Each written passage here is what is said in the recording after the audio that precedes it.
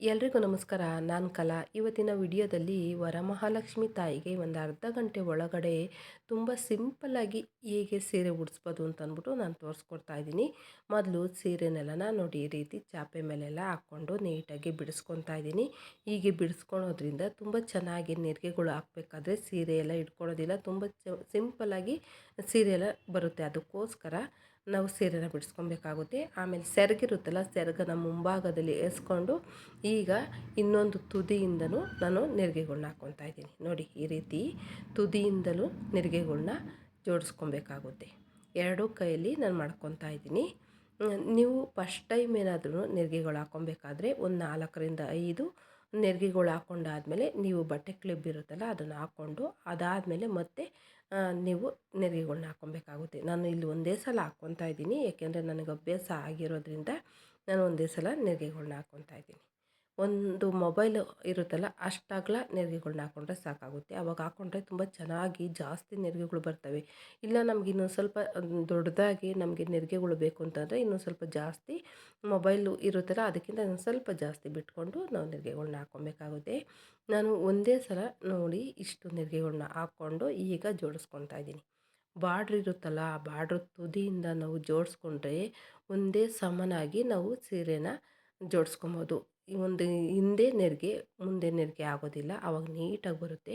ನೋಡಿ ಬಾರ್ಡ್ರ್ ಇರುತ್ತೆ, ಅದು ನೋಡಿ ಒಂದೇ ಕಲರು ಸೀರೆ ಇರೋದ್ರಿಂದ ಒಂದು ಸ್ವಲ್ಪ ಬಾರ್ಡ್ರು ಗೋಲ್ಡನ್ ಕಲರ್ ಇದೆ, ಅದನ್ನು ನೋಡಿದ್ರೆ ಗೊತ್ತಾಗ್ತಾ ಇದೆ. ಅಲ್ಲಿಂದ ನಾನು ಆ ಕಲರಿಂದ ನೀಟಾಗಿ ನೆರಿಗೆಗಳ್ನ ಹಾಕ್ಕೊಂಡು ಮತ್ತೆ ಇನ್ನೊಂದು ಸಲ ಜೋಡಿಸ್ಕೊತಾ ಇದ್ದೀನಿ.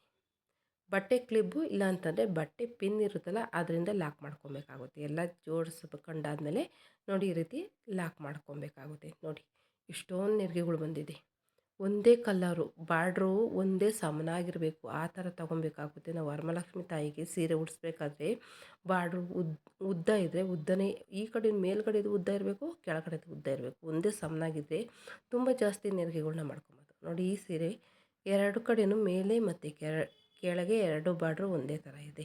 ಹಾಗಾಗಿ ಮಾಡೋದ್ರಿಂದ ನೆರಿಗೆಗಳು ನಾವು ಎಷ್ಟು ಹಾಕಿ ಮಾಡಿದ್ರೂ ತುಂಬ ಚೆನ್ನಾಗಿ ಕಾಣಿಸುತ್ತೆ. ನೋಡಿ ಎರಡು ಕಡೆಯೂ ಇದೇ ರೀತಿ ಜೋಡಿಸ್ಬಿಟ್ಟು ನಾನು ಬಟ್ಟೆ ಕ್ಲಿಪ್ಪಿಂದ ಲಾಕ್ ಮಾಡ್ಕೊತಾ ಇದ್ದೀನಿ. ಅದಾದಮೇಲೆ ಸೀರೆನ ಸರಿ ಮಾಡಿಕೊಂಡು ಮಧ್ಯದಲ್ಲಿ ನಾವು ಒಂದು ನೆರಿಗೆಗಳ್ನ ಬಿಡದಾಗೆ ಜೋಡಿಸ್ಕೊಬೇಕಾಗುತ್ತೆ. ನೋಡಿ ಈ ರೀತಿ ಒಂದು ನೆರಿಗೆಗಳ್ನ ಬಿಡದಾಗೆ ಜೋಡಿಸ್ಕೊಬೇಕು. ಅದಾದಮೇಲೆ ನಾನು ಕ್ಲಿಪ್ಪಿಂದ ಲಾಕ್ ಮಾಡ್ಕೊತೀನಿ. ಬೇಕು ಅಂತನ್ನೋರು ನೀವು ಬಟ್ಟೆ ಪಿನ್ ಇರುತ್ತಲ್ಲ ಅದರಿಂದನೂ ಹಾಕ್ಕೊಬೋದು.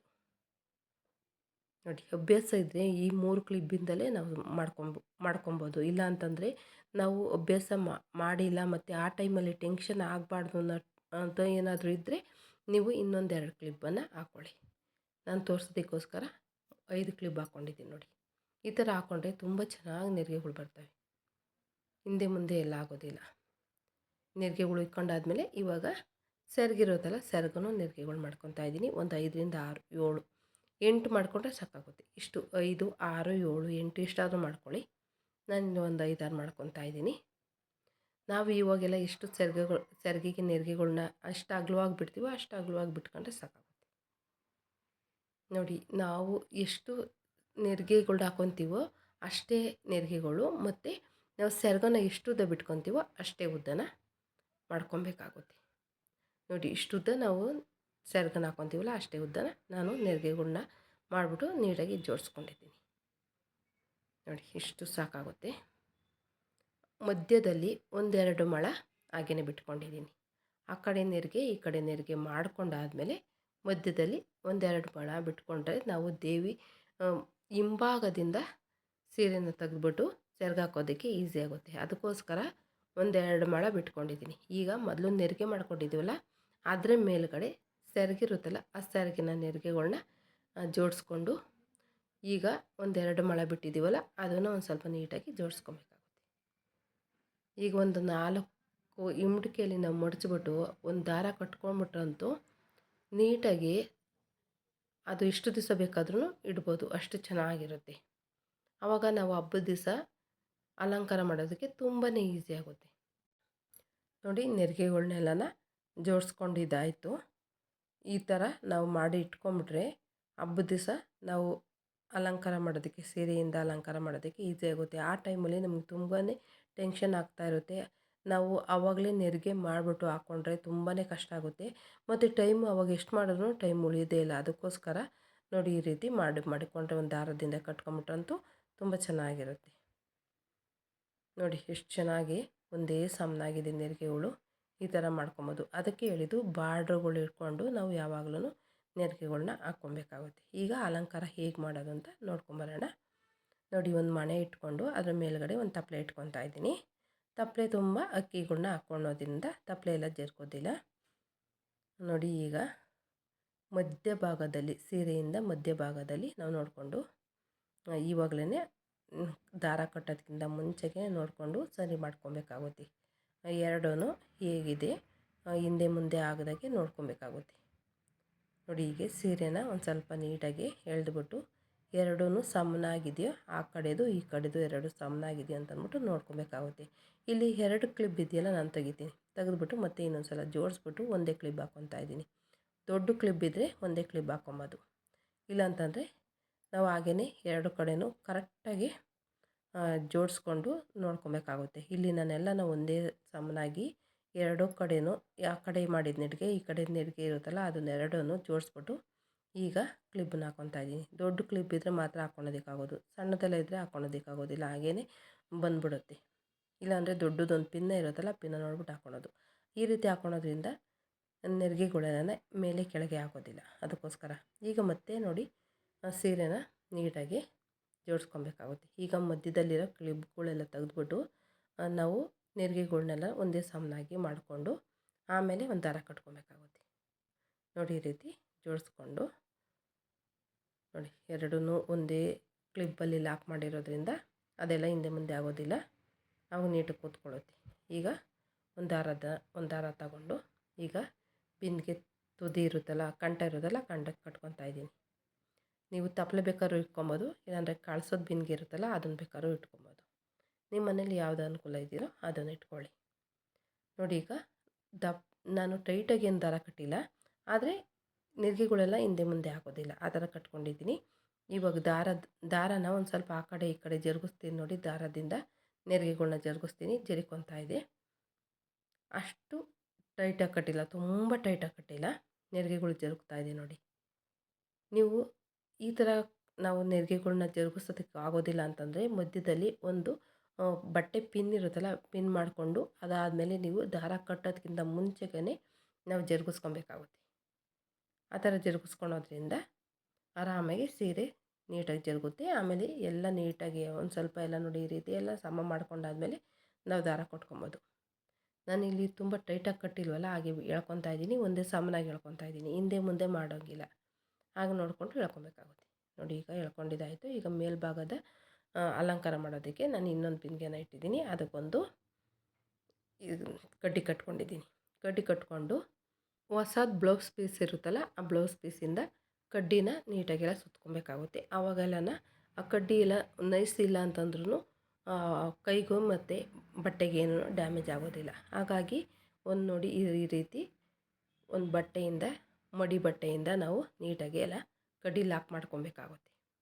ಈಗ ದೇವಿಯ ಬಲಭಾಗದಿಂದ ಸೆರಗನ್ನ ತೆಗೆದ್ಬಿಟ್ಟು ಎಡಭಾಗದ ಭುಜಕ್ಕೆ ಹಾಕ್ಕೊಂಡು ಈಗ ನೆರಿಗೆಗಳ್ನ ಸರಿ ಮಾಡ್ಕೊಬೇಕಾಗುತ್ತೆ. ನಾನು ಕ್ಲಿಪ್ ಹಾಕಿದ್ನಲ್ಲ, ಅದನ್ನು ತೆಗೆದ್ಬಿಟ್ಟು ನೀಟಾಗಿ ಸರಿ ಮಾಡ್ಕೊತಾ ಇದ್ದೀನಿ. ಇವಾಗ ಇಷ್ಟು ಬೇಕೋ ಅಷ್ಟು ದೇವಿಯ ಬಲಭಾಗಕ್ಕೆ ಎಡಭಾಗದಿಂದ ತೆಗ್ದು ಬಲಭಾಗಕ್ಕೆ ನಾವು ಬಲಭಾಗದ ಭುಜಕ್ಕೆ ಇನ್ನು ಸೆರಗಿನ ತುದಿದಿರುತ್ತಲ್ವ, ತುದಿನ ಹಾಕ್ಕೊಂಡು ನಮಗೆ ಮುಂದಕ್ಕೆ ಎಷ್ಟು ಸೆರಗು ಬಿಡಬೇಕೋ ಅಷ್ಟು ಮಾತ್ರ ಬಿಟ್ಕೊಂಡು ಇನ್ನಿದ್ದೆಲ್ಲ ಹಿಂದಗಡೆ ಎಳ್ಕೊಬೇಕಾಗುತ್ತೆ. ಅದಾದಮೇಲೆ ಈಗ ನೆರಿಗೆಗಳ್ನ ಸರಿ ಮಾಡ್ಕೊಬೋದು. ನಾನು ಇಲ್ಲಿ ಕೈ ಮತ್ತು ಕಾಲನ್ನು ಅಲಂಕಾರ ಮಾಡಿ ತೋರಿಸಿಲ್ಲ, ತುಂಬ ಸಿಂಪಲ್ಲಾಗಿ ಈ ಕೈ ಮತ್ತು ಕಾಲನ್ನು ಉಪಯೋಗಿಸ್ದಲೇ ಅಲಂಕಾರ ಮಾಡ್ತೀವಿ ಅಂತ ಅನ್ನೋರಿಗೆ ಈ ವಿಡಿಯೋ ತುಂಬಾ ಯೂಸ್ ಆಗುತ್ತೆ. ಮತ್ತು ಹಾಗೆ ಸಿಂಪಲ್ಲಾಗಿ ಮತ್ತು ಸರಳವಾಗಿ ಹೇಗೆ ಉಡಿಸ್ಬೋದು ಅಂತಂದ್ಬಿಟ್ಟು ತೋರಿಸಿದ್ದೀನಿ. ಈಗ ನೋಡಿ ಸೆರಗಿದೆಯಲ್ಲ, ಸೆರಗಿನ ಮುಂಭಾಗ ಎಷ್ಟು ಬೇಕೋ ಅಷ್ಟು ಮಾತ್ರ ನಾವು ಇಟ್ಕೊಂಡು ಇನ್ನಿದ್ದೆಲ್ಲನ ಹಿಂದಕ್ಕೆ ಸೆರಗು ಎಳ್ಬಿಟ್ಟು ಬಿಡಬೇಕಾಗುತ್ತೆ.